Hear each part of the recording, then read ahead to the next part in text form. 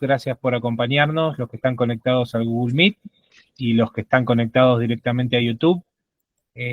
Damos inicio a la última reunión del año, la última conferencia virtual, y los dejo con Norma Cadopi Frigerio, la presidenta de la Fundación Foro Estratégico para el Desarrollo Nacional. Buenas tardes a todos, un gusto en saludarlos. Estamos dando comienzo a la 9ª y última conferencia virtual del ciclo del 2024, organizada por la Fundación Foro Estratégico para el Desarrollo Nacional, entidad que presido desde el año 2005, es decir, hace ya 19 años. Antes de la pandemia, las conferencias eran presenciales. Tenían lugar en la Academia Nacional de Ciencias Exactas, Físicas y Naturales, en Avenida Alvear y Rodríguez Peña de la ciudad de Buenos Aires. Dada la dificultad de interrumpir sus trabajos a media tarde, eran muchos menos los que tenían la posibilidad de asistir. Y algo muy importante, de esta manera tenemos tanto expositores como asistentes de distintas partes del mundo, como Washington, Boston, Londres, París, Berlín, Madrid, Barcelona, otros. Agradezco muy especialmente la colaboración del licenciado Roberto Tazara. Él es quien se ocupa de que la conectividad funcione y que de esta manera nosotros nos podamos encontrar. Antes de pasarle la palabra al doctor Andrés Driesnik, quien ha dado en llamar a su conferencia Presente y Futuro de la Educación en la Argentina, quiero acercarles mi parecer sobre este tema. El mundo está cambiando a una velocidad cósmica. Les pregunto y me pregunto, ¿estamos haciendo todo lo posible para retener el talento en la Argentina, brindando mejores condiciones para que los jóvenes apuesten a estudiar y crecer en nuestro país? No cabe duda que estamos atravesando tiempos complejos y desafiantes, y no se puede pensar en el futuro sin pensar para y con los jóvenes. La idea de que la sociedad argentina organice un proyecto de política educativa, social y económica para los talentos jóvenes de nuestro país gana terreno. Luego de mucho tiempo en que solo se trataba de una referencia utópica, hoy surge cierto consenso. La única manera de revertir este proceso de décadas de decadencia es a través de un pacto que defina prioridades estratégicas y coordine esfuerzos de los gobiernos y de la sociedad civil. Para ello, es imprescindible definir un conjunto de instrumentos respaldados por un núcleo crítico de intereses y metas. Para avanzar, será necesario vencer el pesimismo endémico y la acumulación de malas experiencias que sesgan la opinión sobre los asuntos públicos. Una política para la juventud no implica tan solo la solidaridad a través de un servicio cívico, sino que debe conducirnos a solidarizarnos con sus problemas y a ofrecerles soluciones concretas.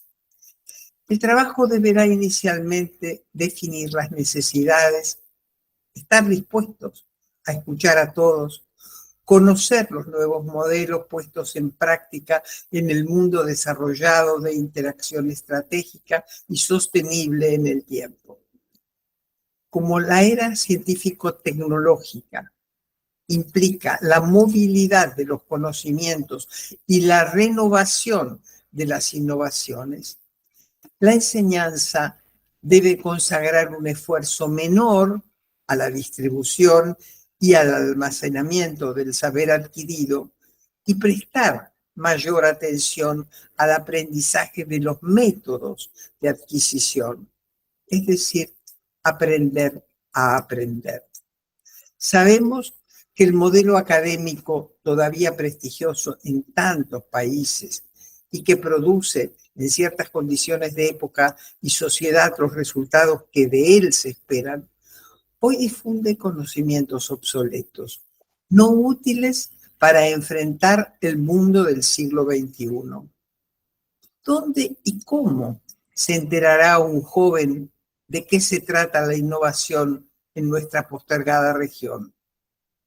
Para lograr el propósito de que los jóvenes argentinos se capaciten en nuestro país o en el exterior, pero que trabajen aquí, se deberá organizar un desarrollo económico inclusivo, sostenible y capaz de albergar el buen funcionamiento de las instituciones políticas, otorgándole a la educación el lugar que tuvo y nunca debió perder. Es sensato reconocer que estamos enfrentando el enorme desafío de desarrollar una república moderna y que a partir de la crítica situación actual ofrezcamos a la sociedad una visión que exceda la coyuntura, que ayude a asumir las políticas de desarrollo necesarias a fin de construir una Argentina sustentable, moderna, solidaria y justa. Convendrá intensificar nuestro ingreso a la sociedad y la economía del conocimiento. No seremos desarrollados si no somos innovadores y no seremos innovadores por pura magia. Para eso debemos vincular más estrechamente a las empresas con las instituciones académicas. Al mismo tiempo, transformar en forma concreta, eficaz y decidida la matriz exportadora, lo que supone trabajar estratégicamente la forma de diversificar la oferta exportable de productos con valor agregado sin caer en la economía de renta. Necesitamos contar con un número fuertemente creciente de educadores, científicos, técnicos altamente especializados, de hombres de ciencia y de centros de investigación científica y tecnológica para darle al país un ritmo de progreso coherente con el progreso mundial y al crecimiento económico la indispensable sustentación tecnológica. Tengamos en cuenta que para la mayor parte de la población, hace 66 años, la actividad educativa era marginal y pocas eran las mentes brillantes que estaban convencidas de encarar una meta común: el fortalecimiento de la educación para el desarrollo nacional. La historia nos dice que hubo una total coincidencia en el pensamiento y accionar entre el presidente Arturo Frondizi y el doctor Bernardo Usay, Premio Nobel de Medicina, quien sostenía con energía, toda vez que las circunstancias se lo permitían, principalmente frente a científicos que deseaban o habían emigrado, que si bien la ciencia y la educación son universales, los educadores tienen patria y para ella y por ella deben trabajar. Por su parte, Jorge Luis Borges advirtió a través de la lectura de Sarmiento una rara situación que, diciendo, Sarmiento ejecuta la proeza de ver históricamente la actualidad, de simplificar e intuir el presente como si ya fuera el pasado. Buena parte, o la mayor parte de nuestra discusión política va al revés. Nosotros discutimos lo pasado como si fuera presente y nos descuidamos de lo que ya está siendo futuro. Y ahora sí, Roberto nos va a informar en una apretada síntesis los antecedentes profesionales del doctor Andrés Riesnik. Roberto, adelante, por favor. Bueno, muy bien, breve para escucharlo Andrés. Él es doctor en física por la Universidad Estatal de Campinas de Brasil. especialista en neurociencias y en comportamiento humano. Actualmente es profesor de la Universidad Torcuato Di Tella y, bueno, la mayoría lo conocemos de verlo en la tele, divulgador científico, en redes, radio, TV, y tenemos muchas ganas de escucharlo. Así que, Andrés, cuando quieras. Bueno, gracias Roberto, gracias Nora, muy linda toda tu reflexión. Después te voy a pedir que me la mandes, así la tengo por escrito, que me pareció muy interesante. Bueno, yo le puse este título un poco pomposo, pensando un poco en dejar abierto en función de las expectativas sobre qué tema desarrollar, pero teniendo en cuenta lo que charlamos recién y un poco la introducción de Norma, voy a hacer unas reflexiones que tienen que ver con el presente y con el futuro de la educación, pero con algunos datos un poco más duros que tienen que ver, en primer lugar, con el diagnóstico. Porque es importante, si hablamos de educación, el presente y el futuro, entender dónde estamos parados. Y la verdad es que estamos muy mal parados. Ya no somos el país de Sarmiento que le gana fácil en educación a los otros países latinoamericanos. No, ya no, hace varios años que no. Cualquier prueba estandarizada internacional te muestra que estamos detrás de Uruguay, después detrás de Chile, detrás de Perú, detrás de Colombia, detrás de Brasil, detrás de Costa Rica, detrás de México. Por ejemplo, en matemáticas, solo estamos por encima de Guatemala y El Salvador. Eso prueba PISA estandarizada de matemática. En lectoescritura no estamos tan mal, pero estamos en el medio de la tabla para abajo.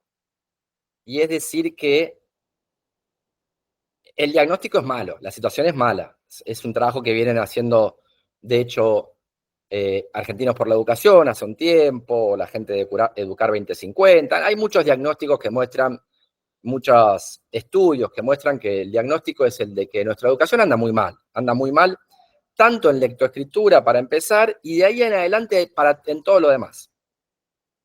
Y por supuesto que hay cuestiones estructurales propias de un país subdesarrollado, pero no me quiero concentrar en esas porque esas son un poco las fáciles. Necesitamos mejores salarios, mejores condiciones edilicias, mejor tecnología. Sí, bueno, está bien, pero ¿por qué países que invierten menos que nosotros están mejor?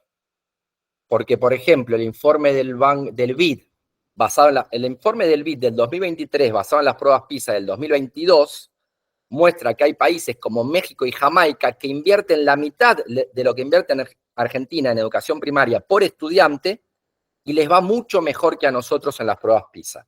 Entonces, hay algo más, que no es solo la falta de recursos, es también, como en todos los países subdesarrollados como el nuestro, la falta de recursos. Pero no es solo la falta de recursos, hay algo más. Entonces, dejo esto para pensar como primer diagnóstico de lo que pasa en la Argentina, y ahora voy a desarrollar un poco de qué es lo que creo yo que pasa, o una de las cosas que están pasando. Pero antes de ir a eso, quiero señalar otra cosa, que tiene que ver con la gran moda, tal vez en el mal sentido de la palabra, que es la inteligencia artificial. La inteligencia artificial, yo me la pasé estudiando el último año, inteligencia artificial, porque tuve que dar una materia en la Universidad de Itela, junto a Agustín Gravano, que hizo su doctorado en Columbia, el director de la carrera de tecnología digital en Ditela, hizo su doctorado en Columbia en inteligencia artificial, y tuvimos que dar una materia llamada inteligencia artificial y neurociencia, que era una materia del último semestre de la carrera de tecnología digital, que como este es el primer año en que hay una generación que llega a ese último año, porque la carrera se fundó hace 4, es una materia que la tuvimos que armar para este año, y la terminé de dar. De hecho, hoy a la mañana tomé el examen final. Y durante todo el año, desde el primer semestre, nos reunimos todas las semanas para prepararla, y este segundo semestre la dimos. Si tuviera que decir mi gran conclusión después de todo esto, es la siguiente: la inteligencia artificial es una forma muy sofisticada de calcular probabilidades, pero no razona, calcula probabilidades. Y cuando entendés un poco este funcionamiento, hasta te das cuenta de lo fácil que es engañarla en cosas que un chico o una chica de 5, 6, 7 años no se confunde. Y eso que el cerebro de un chico o una chica de 5, 6, 7 años gasta miles de millones de veces menos energía que ChatGPT. ¿No? El cerebro de un niño de 6 o 7 años gasta más o menos 1 watt de energía, lo que es, agarras una bombita de 100 watts, bueno, es una centésima parte de eso gasta el cerebro de un niño, que no se equivoca en cosas que ahora les voy a mostrar, en las cuales se equivoca ChatGPT, por ejemplo, gastando miles de millones de veces más energía. Como ChatGPT no razona, sino que calcula probabilidades, no es difícil engañarlo. Le voy a mostrar ahora apenas 2 ejemplos que tenía justo preparados acá para una charla que tengo que dar. Y acá hay uno de ellos. Miren, díganme si ya lo están leyendo. ¿Lo leen? ¿Se ve? Bien, entonces, Sí, dice sí. así. Yo le escribí a ChatGPT, esta es la versión paga, yo tengo la mejor versión, y se lo escribí hace un par de semanas. Dice, Messi está por patear una pelota en el córner. Está calculando el ángulo del arco con el que la tiene que patear para hacer un gol olímpico. En esa frase, la palabra arco, ¿cómo se define? Fíjense que yo dije, está calculando el ángulo del arco con el que la tiene que patear para hacer un gol olímpico. Es decir, la palabra arco acá no tiene el significado de arco de fútbol, sino arco de círculo. Pero yo usé la palabra arco, que tiene 2 significados, en un párrafo de contexto futbolero. Entonces, si lo que ChatGPT hace es calcular probabilidades, lo más probable es que en este párrafo arco se refiere al arco de fútbol. Y entonces es eso lo que me contesta. Dice, en esa frase, la palabra arco se refiere a la portería o meta del campo de fútbol. No. Cualquier adolescente o estudiante de primaria que vio ángulos sabe que esta respuesta es trivialmente equivocada. Y eso que está gastando miles de millones de veces más energía que el cerebro de ese niño, ¿no? Les muestro otro ejemplo que tiene que ver con que, miren, acá hay una ilusión óptica muy conocida, es de Hermann Grid Illusion, donde ustedes ven acá unos cuadrados negros cortados por calles blancas, y lo que se ve es que hay como en las intersecciones aparecen como unos grises, unos cuadraditos grises o puntos grises, que cuando focalizás la mirada desaparece, pero aparecen como a los costados. No es una ilusión óptica muy conocida y muy vieja. Entonces yo lo que hice es hacer un dibujo igual a este, pero donde le dibujé los cuadraditos grises, pero acá sí están los cuadraditos grises, o sea, acá no es una ilusión óptica, acá los están viendo porque existen. Y entonces le digo, ¿existen cuadraditos grises en las intersecciones de esta imagen? Y me dice, no, no existe, es una ilusión óptica, una famosa ilusión óptica, la de Grid Illusion, la Hermann Grid Illusion. Es decir, y esto es de un chico de 5 años se equivoca. Un chico de 5 años lo mira y dice, no, sí, existen cuadraditos, ¿no? Entonces, a lo que voy. Para sacarnos un poco de encima el tema de inteligencia artificial, que es fascinante y todo lo que quieras, pero no deja de ser un cálculo muy sofisticado de probabilidades, no razona. Para poder aprender, para poder enseñar, vamos a seguir necesitando humanos por muchísimos años más. El aprendizaje va a seguir dependiendo de la construcción de rutas neuronales microscópicas que llevan tiempo y energía en formarse, y no hay excepción a la regla. No solo la inteligencia artificial no razona, sino que no va a lograr que los seres humanos puedan aprender rápidamente sin esfuerzo. Eso es lo que no va a cambiar. Podemos discutir todo lo que va a cambiar con las inteligencias artificiales, con las nuevas tecnologías. Está bien, hay un montón de cosas interesantes, pero también es importante señalar lo que no va a cambiar. Y lo que no va a cambiar va a seguir siendo que cómo te va en el colegio va a depender de la cantidad de horas cola silla que hayas metido durante la semana, de cuánto estudiaste, cuánto foco, concentración y esfuerzo metiste. No va a pasar que va a venir un tipo, te va a instalar un chip y te va a hacer más inteligente, o te vas a tomar una pastilla. Los sueños de genialidad en largo plazo, en el corto plazo, quiero decir, siempre existieron. Mi mamá se había comprado cassettes para aprender inglés durmiendo, cosa que obviamente nunca ocurrió. Hay una película de Woody Allen que me gusta, que un personaje le dice al otro, me hice un curso de lectura veloz, me leí La Guerra y la Paz en media hora. El tipo le dice, ¿en serio? ¿Y de qué trata? Sobre unos rusos. Bueno, el sueño de genialidad en el largo plazo siempre existió, reaparece con la inteligencia artificial, como reapareció en su momento con los celulares, que vamos a poder leer a no sé qué velocidades, aprender a no sé qué velocidades. Bueno, eso no va a pasar. El cerebro humano tiene una capacidad de cómputo de unos 10 bits por segundo. Esa es la información consciente que podemos procesar y lo que podemos aprender. Eso no va a cambiar. Y lo comento un poco para sacarme un poco de encima el tema de la inteligencia artificial. Y entonces, volviendo, sabemos que la educación va a cambiar en muchos sentidos, pero vamos a seguir necesitando foco, concentración y esfuerzo para aprender. Eso no va a cambiar, lo tenemos que hacer de la forma lo más lúdica posible, pero el aprendizaje implica repetición, sistematización. El aprendizaje siempre es progresivo, gradual y sistemático, ¿no? De cualquier cosa, ¿no? Hay toda una etapa de consolidación. Bien, dicho esto, cuando hablamos de los problemas de la educación argentina, es muy difícil hacer un buen diagnóstico, y mi especialidad dentro de esta especialidad, porque uno siempre como investigador investiga el piringundín del piringundín, tiene que ver con el aprendizaje de la matemática. Y es muy difícil hacer un buen diagnóstico, porque si un chico no sabe leer, ¿cómo va a poder aprender cualquier otra cosa? Y lo que está pasando en la Argentina es que los chicos y chicas no están aprendiendo a leer, y eso tiene que ser en buena medida, como dije antes, por supuesto hay un montón de cuestiones de presupuesto y recursos y salarios, pero hay países que invierten menos que nosotros y están mejor en las pruebas, mucho mejor, y invierten mucho menos en las pruebas estandarizadas internacionales. Entonces, si tuviéramos que identificar un elemento que hace que estemos tan mal, ¿cuál sería ese elemento? Mi apuesta sería los cambios que hubo en los métodos de alfabetización en las décadas del 80 y 90, cuando se impuso una teoría delirante y terraplanista, que en la Argentina lamentablemente sigue siendo bastante hegemónica. Y que para resumírselos, tiene que ver con la idea falopa. Tiene su historia, sé de dónde viene, era verosímil. Hoy en día se lo voy a decir, ¿en serio? ¿Me estás jodiendo? No. No se les enseña a los chicos los sonidos de las letras. ¿Vieron eso de repetir 50 veces la letra? Bueno, muchos colegios no lo hacen. Y los públicos, los privados, sus hijos tal vez van en colegios privados y lo hacen. Los públicos, olvídate. Mucho menos en las provincias de Buenos Aires. Entonces, ¿qué pasó? Hubo toda una teoría, que en principio con buenas intenciones, uno quiere sospechar por lo menos, de que a los chicos no hay que enseñarle lo que le llamamos la estructura fonética del lenguaje, que básicamente es el hecho de que el lenguaje se compone de sonidos, que los combinás, los llamamos fonemas, pero no importa, sonidos, que los combinás para formar palabras y oraciones.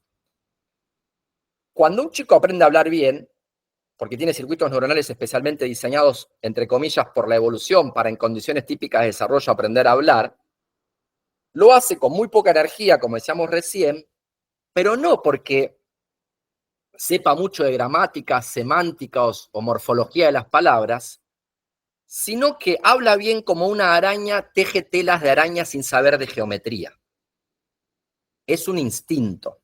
Aprende instintivamente a hablar bien, porque es miembro de la especie humana y tiene circuitos neuronales innatos que en condiciones típicas de desarrollo le permite aprender un lenguaje.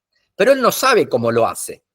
Por ejemplo, hay algo muy lindo que es cuando un chico conjuga mal un verbo irregular, cuando dice andó en vez de anduvo, que es maravilloso, porque nunca lo escuchó, te muestra que no es repetición. O sea, el pibe nunca escuchó andó, pero dice andó y te muestra que no está repitiendo, está infiriendo reglas.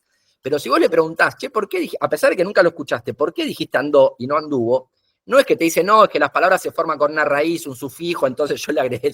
No entiende cómo lo hace. Como una araña teje telas de araña sin saber de geometría.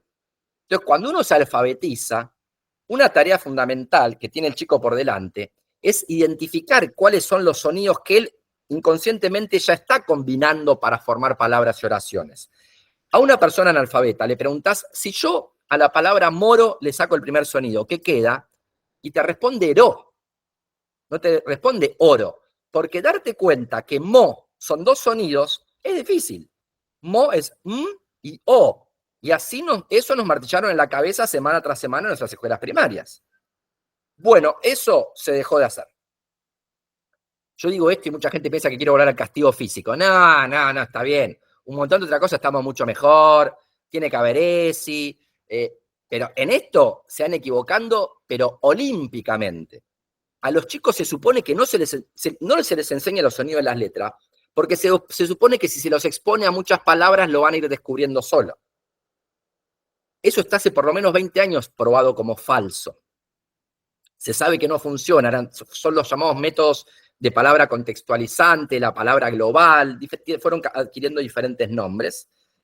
Y eso hizo que lamentablemente, porque los chicos de clase media aprenden igual, porque tenés tu papá, aprendés más despacio y después, pero aprendés igual, porque estás en un ambiente donde la gente lee, te ayudan tus padres, los conocidos, pagás un profesor particular, lo que sea.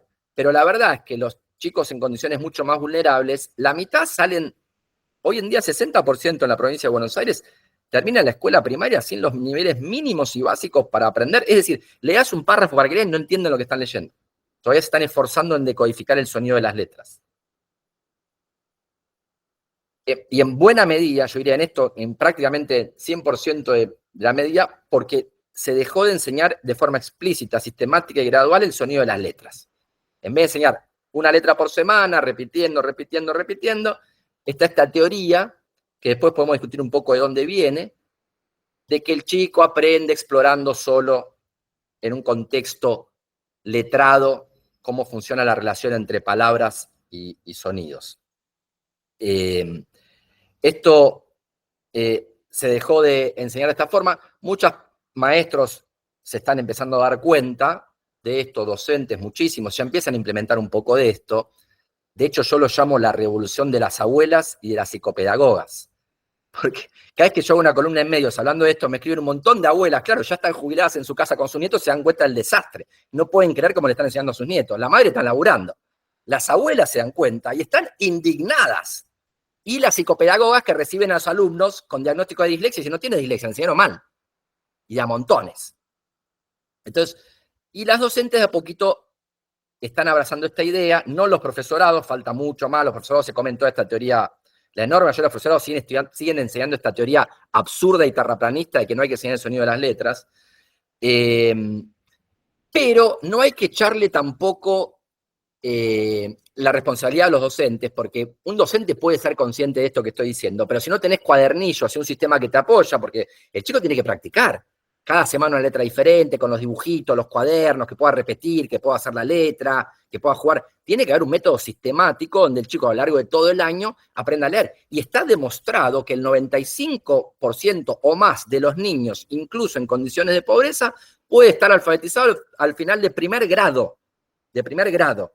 Para todos los niños del planeta por ser miembro de la especie humana. No es que en Argentina somos marcianos y aprendemos diferente. No, no. Hay ciertas cosas que son universales. Como que nuestro cerebro está cableado para aprender un lenguaje hablado, que tiene que concientizar la estructura fonética del lenguaje que ya utiliza y reconocer el sonido de las letras para después empezar a hablar, a poder escribir y reconocer entonces la escritura. Entonces, se abandonó la forma de enseñar que es sistemática, progresiva y gradual a través de la conciencia fonológica, quiere decir que los chicos concienticen lo que ya hacen bien, que es combinar los sonidos que conocen para formar palabras, que sean conscientes de que las palabras están formadas por sonidos, que reconozcan en su propio hablar, en su propia oralidad esos sonidos, y que después puedan, como segunda etapa, una vez que reconocieron los sonidos, entender la correspondencia entre los sonidos y las letras. Decimos entre fonemas y grafemas. A veces no es una función biyectiva, a veces hay más de una correspondencia, pero el castellano es muy transparente con esto. Es decir, en castellano estamos en condiciones en Argentina de cambiamos el sistema de enseñanza y muy rápidamente la alfabetización mejora drásticamente. Yo creo que esta es una enorme revolución que se puede dar en educación si se alinean los intereses que lamentablemente hoy en día siguen tan desalineados. Después podemos hablar un poco de todo eso, depende mucho de cada provincia, cuánto se ha avanzado, cuánto no. Eso después podemos charlarlo un poco también. El origen de todo esto, si quieren, después también lo podemos charlar mejor, pero uno se pregunta, ¿por qué es que se impuso este método delirante y terraplanista de alfabetizar?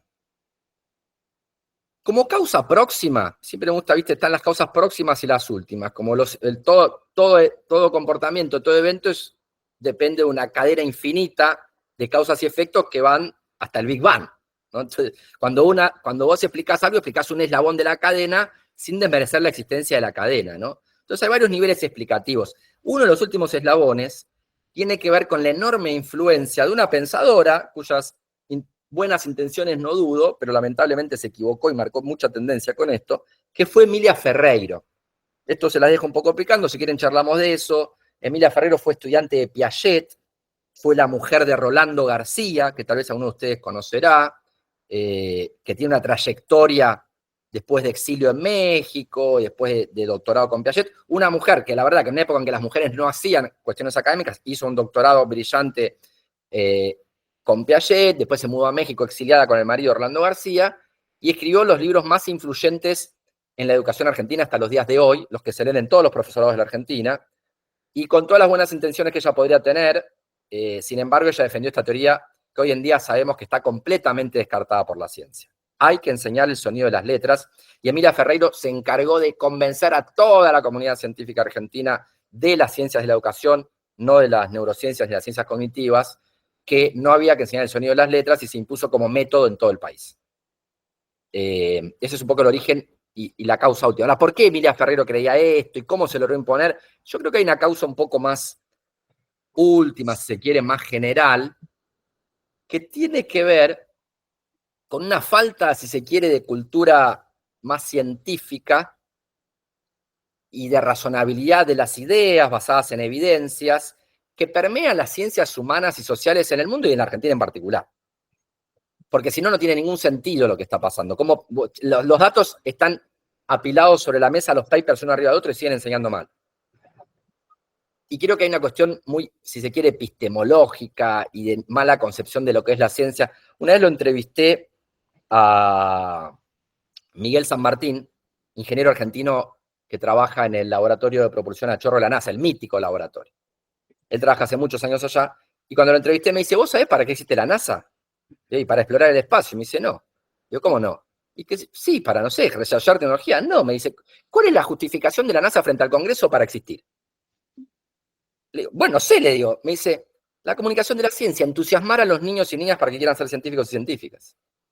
No, esa es la función de la NASA. Porque más allá uno puede decir, sí, pero el velcro, el teflón que lo desarrolló la NASA, si hace cualquier cuenta tonta, no te cierra las cuentas. O sea, si vas a decir que la NASA existe para desarrollar nuevas tecnologías y hacer buenos negocios, olvídate, vas a tener que cerrar la NASA. Porque la NASA existe y se le pone un fangote de plata gigantesca para que los chicos sean apasionados, chicos y chicas se apasionen por la ciencia. Todavía les cuesta mucho, de hecho Estados Unidos está muy mal en relación a esto. El otro día hacía una encuesta de Lego, una empresa de juguetes que está en todo el mundo, preguntándole a los chicos de 15 años qué querían ser cuando sean grandes. En Estados Unidos, ¿qué ganó? Y acá no la hicieron, pero hubiera ganado lo mismo. YouTuber. ¿Qué ganó en China? Astronauta. Fíjate, China, país comunista. ¿Qué cosa? ¿Por qué? Por suerte en algunos países, creo, en Alemania creo también más cerca astronauta, en fin. Hay algo de lo cultural muy profundo también, que es lo que permite que se impongan métodos delirantes de alfabetización. De personas que han terminado la facultad sin hacer una sola estadística, que no saben diferenciar si es estadísticamente significativa una diferencia de dos métodos de enseñanza, por ejemplo, que de hecho se dedicaban a la educación porque les escapaban a la matemática en muchos casos. ¿No? Entonces, hay todo un tema, creo yo, de que tenemos que lograr una mayor valorización de la racionalidad, que en Argentina creo por mucha tradición, por muchas cosas que podríamos discutir, y muchos de ustedes tendrán sus propias ideas al respecto, de cómo se impusieron en las ciencias humanas y sociales ideas tan delirantes,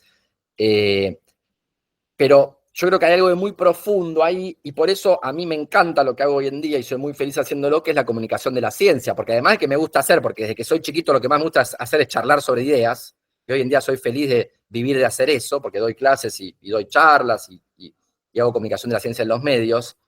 Y yo lo siento también como un aporte que es importante, la valorización del pensamiento crítico, del pensamiento científico. Ahora estoy muy fascinado y creo que eso cuesta cambiar, es fundamental en el sentido de la comunicación de la ciencia. También es fundamental que dejemos de partidizar a la ciencia. Me peleo mucho con mis amigos científicos del CONICET, que cada vez que quieren defender a la ciencia te hablan bueno, no importa, no quiero ni hablar de ello porque no quiero ni mencionarlo. Pero, o sea, bueno, perdón, abrí este asterisco, lo cierro porque me voy por las ramas, pero estaba yendo hacia otro lado. Lo que quería decir es lo siguiente. Justo estoy leyendo un libro fascinante, que les recomiendo, de una filósofa norteamericana llamada Rebecca Goldstein. Y Rebecca Goldstein escribe un libro llamado Platón en Googleplex. Es una ficción de qué diría Platón, ella es especialista en los filósofos griegos, qué diría Platón si viajara a los headquarters de Google, el Googleplex, ¿no? Y charlara con los ingenieros de Google. Entonces, tiene una estructura narrativa muy interesante el libro, porque es un capítulo de ficción donde está Platón charlando, resucitado y charlando con los ingenieros de Google, y entrevesado con capítulos de historia de la filosofía. Y al principio del libro ella dice, otro libro sobre los griegos, ya qué no se dijo sobre los griegos. Voy a escribir después de estos ríos de tinta, ¿hay algo que queda por decir sobre los griegos? Y Rebecca Goldstein, con poca humildad, dice, yo creo que sí, y que yo tengo algo nuevo para decir. Y lo que ella dice es lo siguiente, básicamente, y es que lo que permitió el florecimiento de los griegos como pueblo extraordinario, porque desarrollaron la filosofía, la ciencia, la matemática, el teatro, la democracia. O sea, ¿qué explica esa explosión de los griegos? Entonces ella propone lo siguiente, dice ella, no es mi especialidad para nada, estoy fascinado con este libro, yo se los cuento, pero tiene que ver con la reflexión que quiero hacer sobre el papel de la educación y el pensamiento crítico en la educación. Entonces ella dice lo siguiente, lo que tuvieron de particular los griegos, y que explica esta explosión, es que en lo que se llama la era axial, que va del siglo VIII al siglo II antes de Cristo, en esa era en la que aparecen en diferentes regiones del mundo escritos que cristalizan tradiciones orales, donde diferentes pueblos, ya con la agricultura desarrollada, y todos los pueblos en los que pasó esto que estoy por decir, fueron los pueblos en los cuales había mayor ingesta calórica por habitante, pero en muchos pueblos diferentes alrededor del mundo, entre los siglos 8 y 2 a.C., empiezan a responder de forma escrita a la pregunta de qué es una vida que vale la pena ser vivida. En ese momento piensen ustedes que está Buda en la India, que está Confucio en China, que está Zaratustra en Persia, y que es la época en la que se escriben también los primeros textos que más adelante van a componer la Torá, que después va a componer el Antiguo Testamento y el Corán, es decir, los grandes textos que forman nuestras cosmogonías hasta los días de hoy son de esa época, la época axial, y en particular con su auge en los siglos 6 y 7 a.C., en lo que en Grecia se llamó la época jónica, de los filósofos presocráticos, tales de Mileto, Pitágoras, Heráclito, Parménides. ¿Qué pasa? Ya esos filósofos presocráticos griegos dan una respuesta a esta pregunta, de la pregunta de qué es una vida que vale la pena ser vivida, que es un poco diferente a la respuesta que dan todas las demás culturas que emergen en ese momento en el mundo.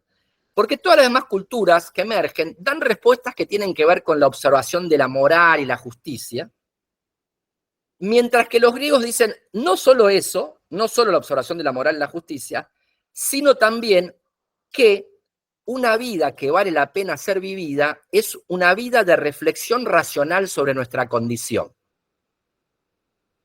La famosa frase, tal vez la más famosa de Sócrates es esa, una vida sin examinar, sin reflexionar, no es una vida que valga la pena ser vivida.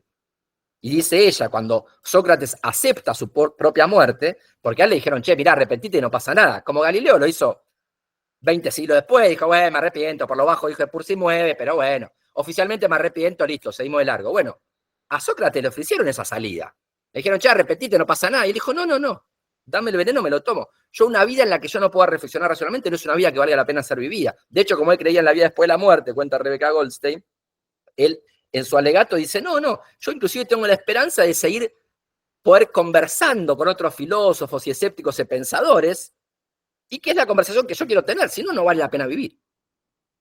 Entonces, esta respuesta crea las condiciones, por supuesto, para el desarrollo racional de las ideas, porque pone a la humanidad en el centro y no es una respuesta relacionada a lo paranormal o a los dioses, sino que es una respuesta que pone en el centro al ser humano, y que no solo te permite el desarrollo de la racionalidad, por eso la lógica, por eso la ciencia, por eso la democracia, sino también que te pone de frente a la concepción de que tal vez esta vida no valga la pena ser vivida, tal vez nuestra vida no importe, nada podamos hacer para que importe, y ahí tenés a Sófocles, Esquilo y Eurípides, o sea, dan origen al teatro griego, esta respuesta. Es decir, lo que me parece bello, no sé si es verdadero o no, de la explicación de Rebecca Goldstein, es que de alguna forma, con esta respuesta de que lo que tienen de particular es la respuesta particular que dan a la pregunta de qué es una vida que vale la pena ser vivida, esta simple reflexión puede explicar una amplia gama de fenómenos y por qué los griegos en este sentido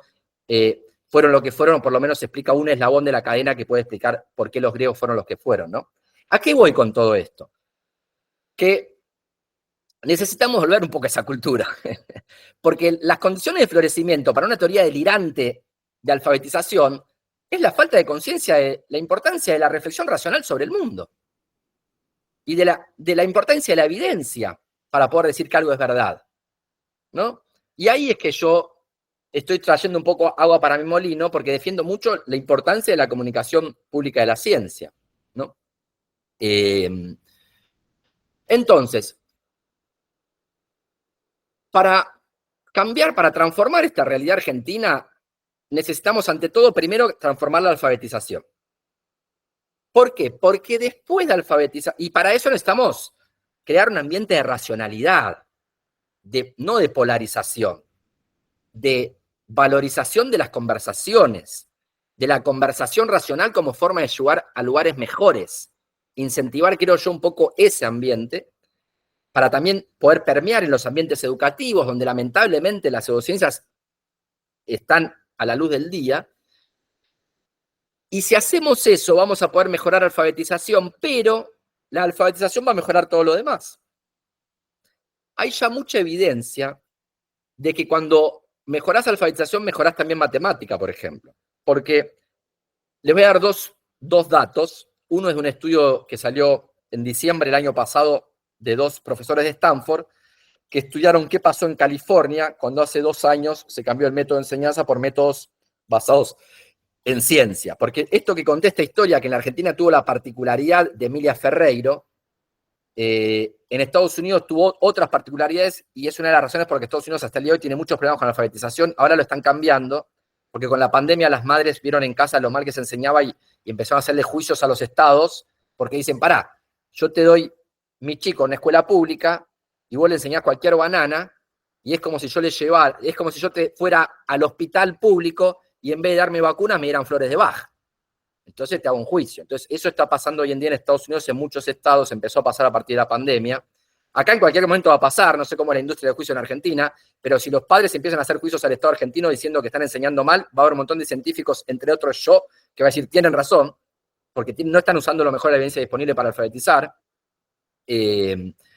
Para que eso pase, para que empecemos a lograr permear mejor las ideas de la ciencia, de la lectura y la escritura, creo que tenemos que valorizar más al pensamiento científico y eso va a permitir, como les decía recién, perdón, me fui un poco a las ramas, va a permitir mejorar en todo lo demás, porque hay dos datos que les tiro respecto a esto. El primero es el de California, me fui por las ramas con eso, porque Estados Unidos también cambió todo este método, pero entonces, en diciembre del año pasado, 2 investigadores de Stanford publican un artículo que analizan qué pasó después de 2 años en California, transformando el método de alfabetización.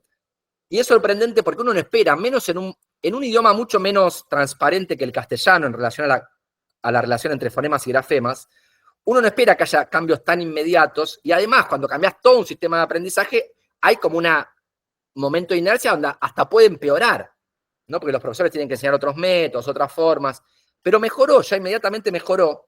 Y lo interesante es que mejoró, en 2 años es como si hubieran tomado 4 meses más de clase los niños, pero lo interesante es que no solo mejoró alfabetización, sino que mejoró también matemática. Lo que es un poco evidente, ¿no? Si vos no podés ni leer, ¿cómo vas a entender un problema matemático? Y el otro dato que les iba a tirar es que yo me bajé hace poco los datos de las pruebas Aprender Argentina 2022 y calculé la probabilidad condicional de que si a un chico no le fue bien en lengua, le vaya bien en matemática. Y es prácticamente 0.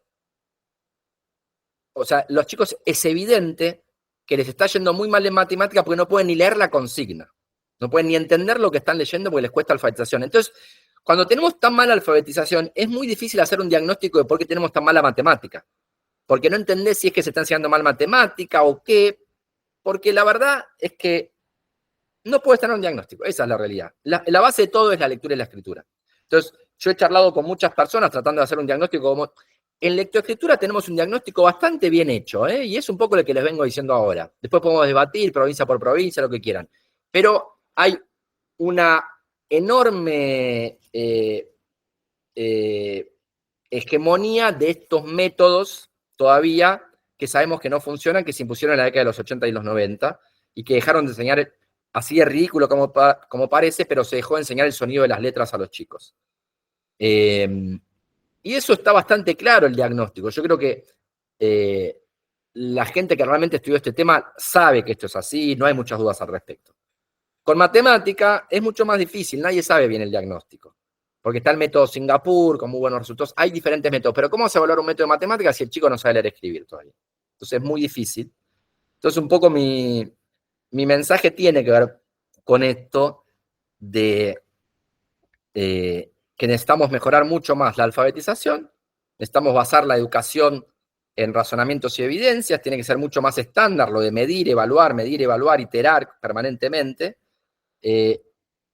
Soy optimista un poco en el largo plazo, no en el corto plazo, porque lamentablemente todavía está muy vigente el pensamiento terraplanista, pero también creo que las cosas están cambiando muy rápidamente gracias a Internet y que a la larga creo que vamos a poder ir transformando esto en la medida en que también logremos establecer una mayor valorización de una vida donde la reflexión racional sobre las cosas sean parte de los valores fundamentales que estemos dispuestos a defender.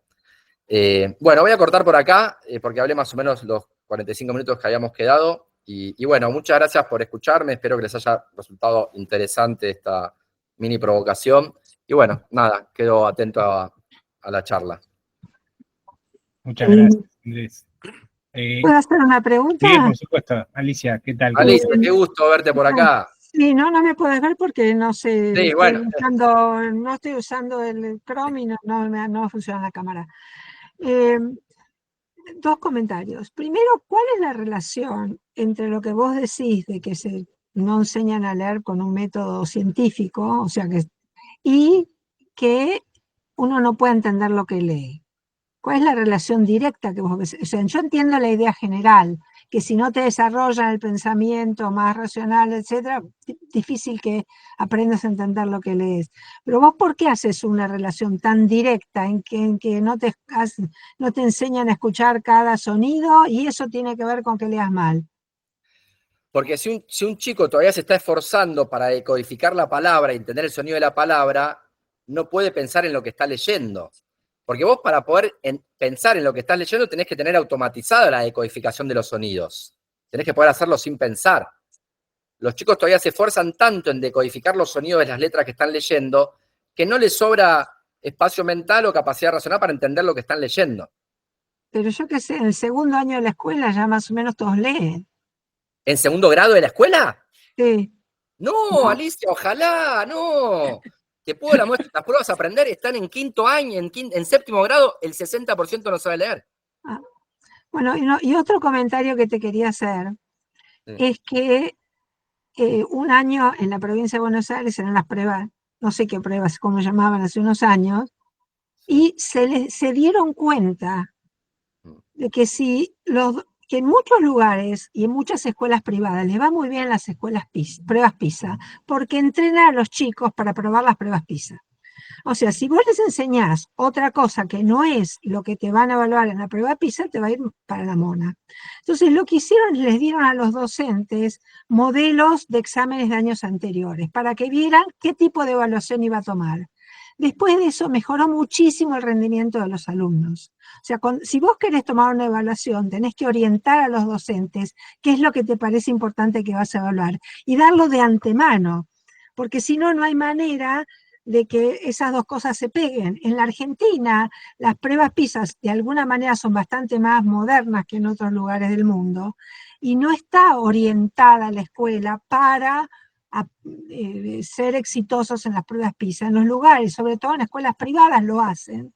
Y entonces les va muchísimo mejor, pero no tiene que ver tanto con el método, sino con la claridad de los objetivos, orientar lo que enseñan a qué te van a tomar. Ok, mira, varias cosas te diría, Alicia. En primer lugar, de todas formas, yo, por ejemplo, hablé recién de las pruebas a aprender, que son hechas en la Argentina por especialistas argentinos. Sí, pero no se les da modelos para que los docentes sepan que tienen que enseñar de acuerdo a lo que les van a tomar. No se hace. No, está bien, pero en el caso de lectoescritura, yo te puedo mostrar las pruebas PISA o las aprender, y vas a ver que son cosas que un chico de 15 años tiene que poder saber hacer. Son muy básicas. Depende mucho cómo te entrenan. Si, por ejemplo, si lo importante es que tengas una ortografía perfecta o que entiendas inteligentemente un texto que lees, no es el mismo entrenamiento. Entonces, No, por eso, no, está bien, pero por eso yo podría decir, mira, yo creo que en primer grado pueden leer 80 palabras por minuto y entender el texto que están leyendo. ¿y la velocidad para Eso. qué? ¿Para qué la velocidad? Porque porque a esa edad un chico ya puede leer esa velocidad. Si tarda 3 horas en leer 2 palabras, hay algo que está mal. Ajá. La velocidad es un componente fundamental de poder comprender un texto. Si lees muy lento, no estás pudiendo comprender, estás muy esforzado en tratar de decodificar el sonido de las letras. Sí, es una claro. variable fundamental que hay que medir. Igual yo estoy dispuesto a debatir las evaluaciones, pero hay que evaluar. Yo igual creo, Alicia, que las pruebas PISA están muy, muy bien hechas. Las pruebas PISA, las pruebas Aprender, en general están muy bien hechas. Y vos las lees No, y decís, bueno, no importa cómo aprendió el chico, si no se basa en esto, está muy mal. Están muy bien hechas, pero tal vez los mismos docentes no están entrenados para resolver esas pruebas y para enseñar para preparar esas pruebas. No, estoy de acuerdo, pero que un chico en tercer año de la escuela secundaria, yo le pongo X más 2 igual a 4, ¿cuánto es X? Y te responda mal, vos decís, bueno, mirá, no sé cómo le enseñaste, enseñale como quieras, pero esto lo tiene que poder responder. Y vos ves las pruebas, y son eso, no son cosas mucho más difíciles que esto. No están pudiendo responder cosas básicas que todos estaríamos de acuerdo que deben tener que poder responder a esa edad. No, de nuevo, no están pudiendo leer a una velocidad mínimamente razonable en tercer grado. Cosas que en los países donde se enseña bien están leyendo en primer grado. Entonces, lo que a mí a veces me preocupa es que se critica las evaluaciones para no reconocer el diagnóstico, que es el de que estamos peor que Brasil, que Uruguay, que Perú, que Chile, que Colombia, que Costa Rica, que México. ¿Cuántas más evaluaciones hay que hacer para que dejen de decir que no, que hay que evaluar mejor? No, no hay que evaluar mejor. La situación es malísima. Nuestros chicos están aprendiendo muy mal, pero muy mal. Mucho peor que en Chile, mucho peor que en Uruguay, mucho peor que en Brasil. En matemáticas estoy hablando, además. Porque vos ves las pibas y son pruebas, son cosas simples, que no puede ser que un chico de 15 años no las sepa hacer. O sea, son conocimientos mínimos y básicos que deberían poder hacer. Que en los países donde la educación funciona bien, responden bien el 95% de los chicos. Y nosotros no tenemos ni el 5% que responde bien. ¿Cuán mejor hay que evaluar? ¿Se entiende? Como que yo creo que el primer paso es entender el diagnóstico de que se está enseñando mal. Y después de ahí en adelante a ver, hay que evaluar, después si querés podemos ver cómo evaluamos, pero la verdad que esto de no evaluar y... No, yo no quiero decir que no haya que evaluar. Yo, digamos, tal vez esté equivocada, pero yo veo en la facultad, si alguien toma un examen y más de la mitad de los alumnos les va mal, eso lo que quiere decir que el examen estuvo mal puesto, que no está orientado a lo que el profesor enseñó. Si más de la mitad de los alumnos suena, no es un problema de los alumnos, es un Ok, problema Alicia, de la pero evaluación. con la mano en el corazón, ¿vos pensás que eso es lo que está pasando en Argentina cuando decimos que el 60% de los chicos que tienen en la escuela primaria no tienen los niveles mínimos básicos de lectura y escritura que deberían tener? No, para nada, pero lo que quiero decir, para nada, y creo que hay que evaluar, pero los docentes tienen que tener muy claro cuáles son las cosas importantes que va a haber en la evaluación. No, sí, y no las estoy tienen. completamente de acuerdo. Tienen que orientar lo que enseñan teniendo claro cuáles son las cosas fundamentales que les van a preguntar. No, sí, estoy totalmente de acuerdo. Sí. Justamente, Eso parte no de se este hace método... acá. Eso no se hace acá. No se hace, exacto. No, estoy completamente de acuerdo, sí. De hecho, es parte de este método que dice que no hay que medir, porque bueno, el chico va descubriendo, hay que darle el tiempo, entonces no se mide, y por lo tanto no se prepara a los docentes para medir algo porque no se va a medir nada.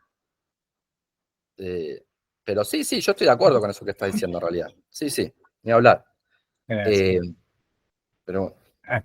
No, Alfredo, por ¿No? un segundo levantó la mano antes Alejandro Sitzer. Y... Sí. Esta vez te ganaron, Alejandro. Bueno, Andrés, en principio gracias por tu exposición, porque esto un poquito ratifica muchos de mis pensamientos respecto a lo que es la educación.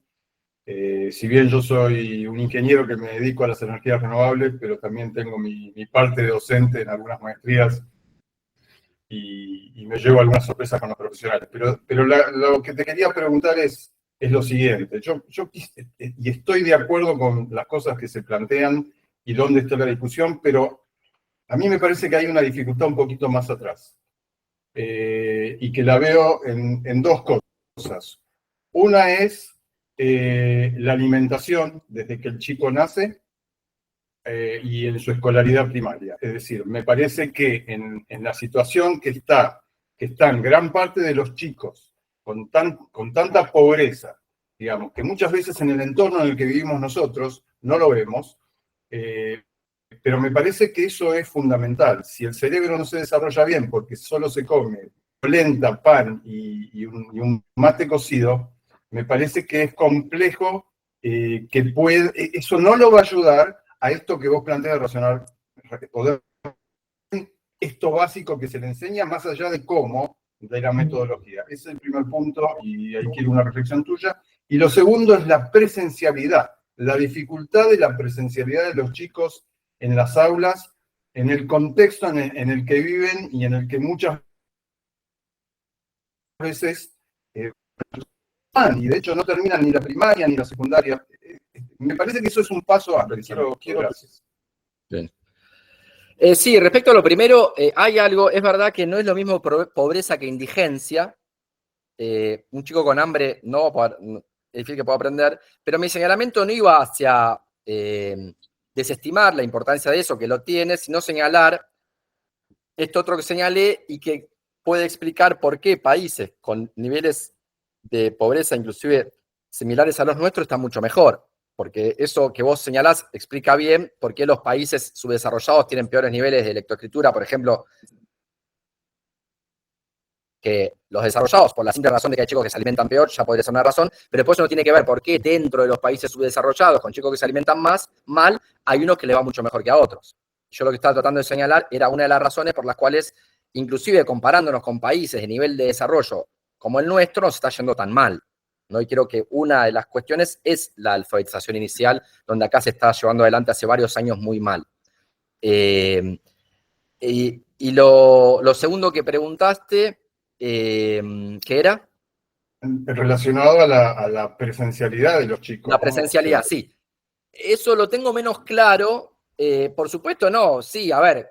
Yo justo ahora asesoré un poco a la provincia de Chubut, que habían tenido, creo que en los últimos 2 años, 70 días de clase por año, una cosa absurda, que ahí es muy difícil, ni hablar. No, eso, no sé, lo doy medio por hecho que por supuesto tienen que tener los días de clase que históricamente se tuvo, creo que son 200 por año, una cosa así, es mucho menos, pero al tener muchos menos días de clase, es mucho más importante ir directo al grano de la alfabetización. Pues si, bueno, lo voy a tener este pibe poco tiempo, le enseño a leer, ya, o sea, es lo primero que tengo que hacer. ¿Y cómo le enseño a leer bien? Porque si van mal, y encima cuando van, en vez de explicarle el sonido de cada letra, le dicen, bueno, chicos, ¿cómo te llamas vos? Mire este nombre acá, viste el nombre otro acá, vos te llamas así, tenemos una palabra acá, ¿qué piensan que puede estar pasando? A ver, es todo así, es toda una forma de aprender que es muy poco efectiva, que lleva muchísimo tiempo y si es que aprenden en algún momento. Entonces, como que el tema de la poca presencialidad refuerza más el hecho de la necesidad de implementar cosas que sirvan, que sean efectivas, que vos sabés que es la mejor forma de que la mayor cantidad de chicos posible aprenda rápidamente a leer, que es la base de todo lo demás, ¿no? Bueno, muchas gracias. Le cedo la palabra a Alfredo y a Norma. Gracias. Bueno, fascinado por tu presentación. Es un tema que yo no conozco y que quedé impactado porque el diagnóstico es lapidario. Y me pregunto, sin saber precisamente, sobre 2 o 3 cosas. ¿Cómo puede ser un maestro, que yo sin conocerlo pienso es una persona que quiere lograr hacer su trabajo bien, para que alguien no lea en tercer año de la secundaria es porque no leyó en primero, en segundo, en tercero, en todos lados no pasó ¿Qué siente el maestro cuando enseña?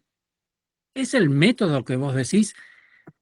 Yo uso un método para construir una casa, uso un método para enseñar y al final el chico no sabe. Entonces el maestro termina el año, el chico se va.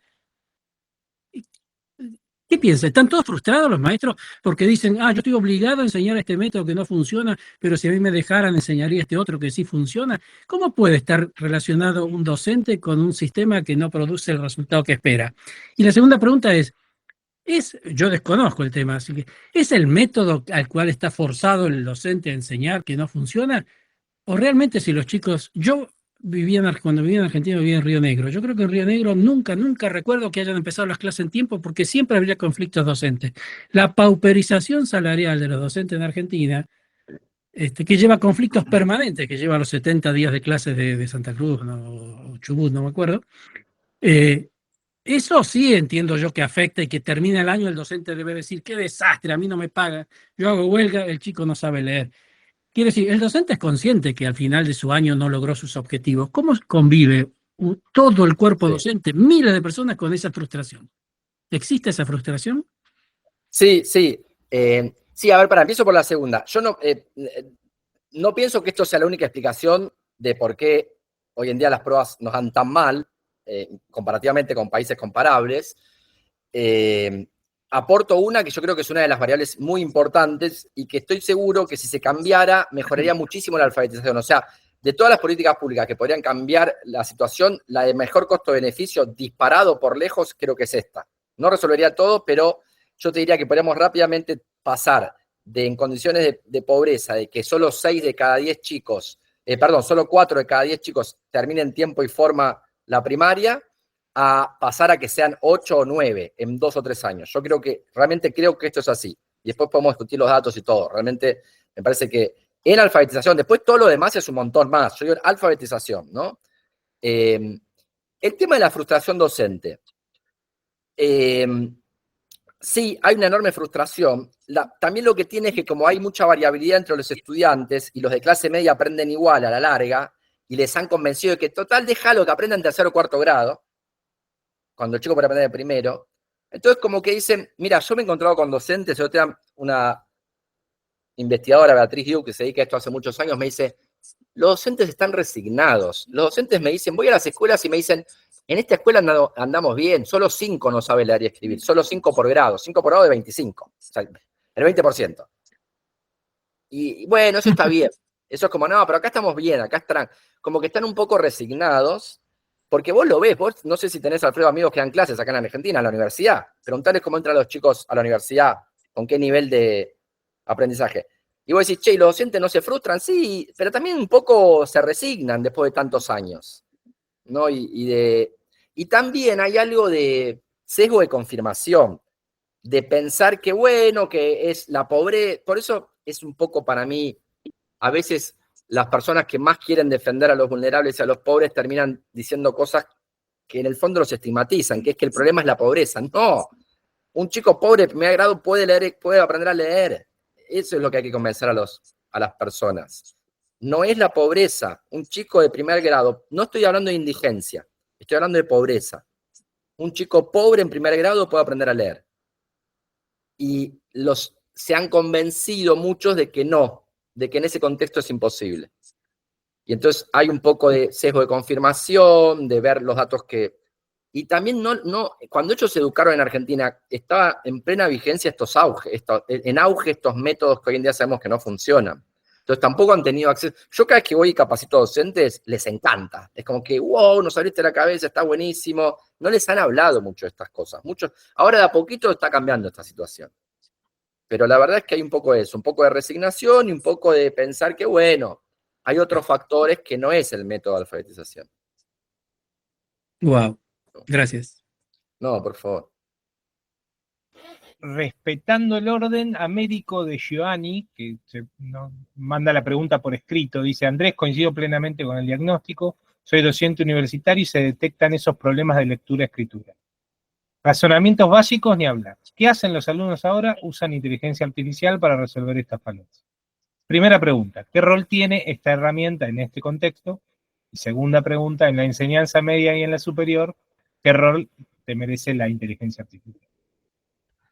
A mí me parece que la inteligencia artificial es muy interesante. Como les mostré yo, calcula probabilidades. Entonces, siempre es interesante en todo aquello que vos puedas filtrar la información que te devuelve. Porque alucina, es un término técnico, Esther, no es una analogía. La inteligencia artificial alucina, no sabe decir no sé.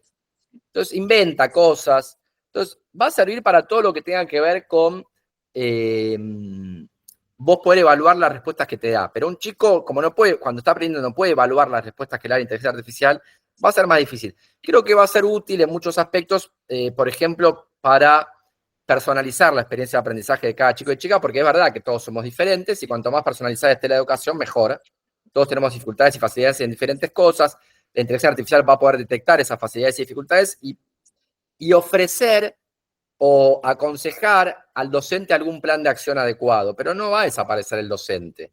Creo que va a ser una herramienta que los buenos docentes van a poder utilizar y que lo que está haciendo en buena medida es amplificar las diferencias entre quienes estudian y logran foco y concentración y quienes no, quienes se distraen fácilmente. Eso es lo que está un poco pasando, porque es un placer hoy en día dar clases en la universidad, es un absoluto placer porque la gente, los chicos manija, los chicos que realmente usan la inteligencia artificial y las nuevas tecnologías para aprender, antes lo que un alumno de doctorado tardaba 3 meses en hacer, ahora te lo hacen en una semana. Entonces es una maravilla, o sea, realmente puedes acelerar mucho el proceso de aprendizaje, pero no sustituye al docente y mucho menos cuando estás en la frontera del conocimiento haciendo investigación, por supuesto, pero también con los chicos, que todavía hay algo muy de lo humano en la educación, en el aprendizaje, que va a hacer que no va a ser un robot el que te enseñe. Y digo que hay una amplificación de las diferencias porque a su vez hay un enorme peligro que es que les voy a mostrar acá, que es el peligro de la procrastinación permanente. Les voy a mostrar un video que no es fake, es verdad. Esto es un mono en Instagram y van a ver que el pibe va y vuelve y realmente maneja. Esto se los aconsejo buscar mono en Instagram, en YouTube y mostrártelo a tu hijo o tu nieto, que se la pasa el día mirando videitos en Instagram. Te podés mostrar esto y decirle, mira, lo que vos hacés es algo que un mono puede hacer, no estás ejerciendo tu manía. De hecho, lo interesante de este video es que el mono entrenó el algoritmo de Instagram para que le muestre cosas de mono. Entonces va y vuelve, en fin. Esto es realmente el gran peligro de hoy en día. Y entonces la tecnología es eso, es un arma de doble filo. Esperen que voy a dejar de compartir. Es esto, es la caja boba en el bolsillo 7x24, haciendo cosas que un mono puede hacer todo el día. Y a su vez es la posibilidad de aprender a velocidades estratosféricas. Entonces un poco creo que es eso, un poco es un peligro y una enorme oportunidad, pero no de ninguna forma va a hacer que valga menos el rol del docente. Lo que sí va a hacer es que el docente malo se note más que es malo. Pero el docente bueno, no, por el contrario, se hace un festín con la inteligencia artificial. Hace que aprendan mucho más rápido, mucho mejor. En el sentido está buenísimo, pero va a depender del docente y la orientación que el chico tenga para aprender, ¿no?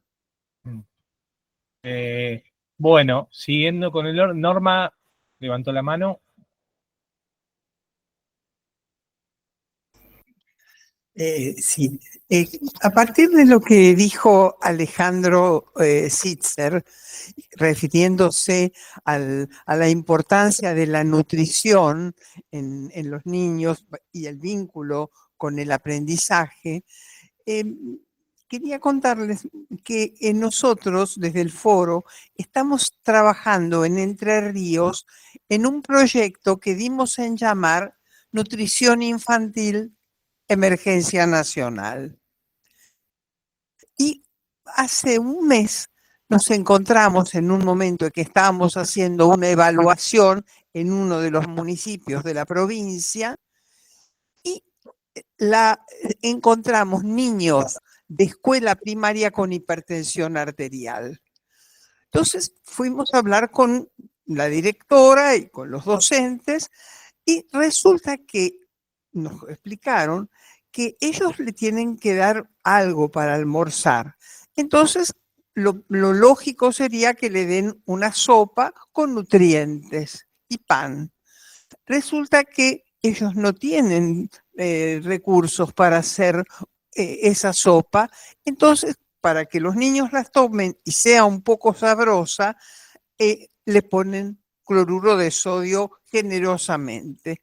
Y esto provoca hipertensión arterial. Esto está pasando hoy en nuestro país. Es lo que quería comentarles.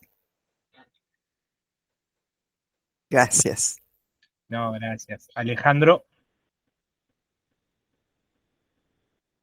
Sí, perdón, voy a prender la luz. No, también quería, aprovechando, Andrés, alguna reflexión más. Yo, digamos, esto del rol del docente, ¿no? Y uno recuerda cuando fue a la escuela, y yo fui a una escuela pública. Entonces, creo que cuando los docentes me enseñaban a mí, había mucha vocación docente. La mayoría de los docentes eran mujeres porque el hombre resolvía las necesidades económicas de la casa y la mujer tenía vocación y de hecho vos faltabas 2 días y por ahí te llamaban a tu casa para ver por qué faltaban. Y me parece que eso se produjo en un punto de inflexión, se dio vuelta esa tortilla y hoy es probable que esa docente venga con todas las dificultades que tiene hoy en su casa, que sea sostén inclusive de familia, por los motivos que sea, y tiene que atender a 25 chicos por grado para enseñarle todo lo que vos bien reflexionás que hay que enseñar. Con lo cual, me parece que no son las mismas docentes. Ese es un tema, y también me gustaría tu reflexión. Y para finalizar, y también en base a algunas cosas que dijiste, alguna vez escuché de un educador algo que me quedó grabado y que es, mirá, fundamentalmente en la Argentina, posiblemente sea en Latinoamérica, tenemos aulas del siglo XIX con docentes del siglo XX y alumnos del siglo XXI. Y congeniar eso todavía es complejo. Una reflexión. Sí, está buena la reflexión, y sí, muy verdadera. Lo de las docentes que no son las de antes, te creo, y sí, probablemente, o sea, por los datos económicos que no ve, la Argentina pasó de tener 4% de pobres a tener 54%, o sea que solo ese hecho ya te muestra que los docentes no pueden estar igual, que no pueden tener la misma vocación y dedicación, porque si un docente vive en contexto de pobreza él mismo, eso le ocupa un tiempo mental muy importante, ¿no? Y yo agregaría lo que decís vos, que a veces no solo van ellas en otras condiciones con las que no iban antes, sino que también teniendo que hacer un papel de contención de los niños, porque aumentó mucha cantidad de niños con problemas no solo problemas de desarrollo, pero problemas de comportamiento y con familias muy ausentes, viviendo en contextos de pobreza, muchas veces indigencia. Entonces, muchas veces los docentes terminan siendo también de contención de esos niños o de psicólogos. De hecho, algo que salió en el último informe Argentinos por la Educación fue el de que, si bien disminuyó la cantidad de chicos que terminan en tiempo y forma la escuela primaria, aumentó la cantidad de chicos que están en la escuela primaria. En ese sentido, el Estado creció, pero más como contención que como educación, ¿no? Entonces sí, yo creo que algo así está pasando. La escuela es más un lugar hoy en día de contención, de maestras con sus propios problemas, que tienen que contener problemas de los chicos, y menos un lugar donde se va a aprender a leer y escribir, a hacer matemática, y a lo sumo la chocolatada de la tarde. No, supongo que hay algo de eso. Siempre intento ser muy cuidadoso con mi crítica a los docentes, aunque entiendo que en muchos casos uno puede estar a las puteadas diciendo, che, tenés que tener vocación para ser docente, y a su vez también entiendo que las condiciones en que son docentes son muy difíciles. Entonces, nada, no me animo a decir mucho más que esto. Bueno, en verdad quiero decirles que esta presentación está grabada. La compartiremos en próximos días con nuestros contactos y en nuestras redes sociales. Para aquellos que asisten por primera vez, quiero decirles que el Foro Estratégico para el Desarrollo Nacional, fundado en el año 2005, los proyectos fueron realizados por más de 100 científicos, técnicos que provienen del mundo de la ciencia y de la empresa, muchos de los cuales están hoy aquí presentes. En cuanto a nuestro próximo ciclo de conferencias, ya en el año 2025, las mismas darán comienzo en el mes de marzo. El que dará la primera conferencia es el licenciado Emilio Apud, quien fuera secretario de Energía de la Nación tratará sobre el modelo energético para la Argentina hacia el 2050. En el mes de abril, el doctor Adrián Turhansky, director de la Plataforma Bioinformática Argentina, se referirá a biología e inteligencia artificial. Y ahora sí, para todos ustedes, en nombre del licenciado Roberto Tazara y en el mío propio, nuestros mejores deseos que tanto ustedes como sus seres queridos comiencen un 2025 con salud, alegrías y felicidad. Muchas gracias. Nos reencontramos en marzo. Muchas Gracias. gracias. Chao. Adiós. Muchas gracias.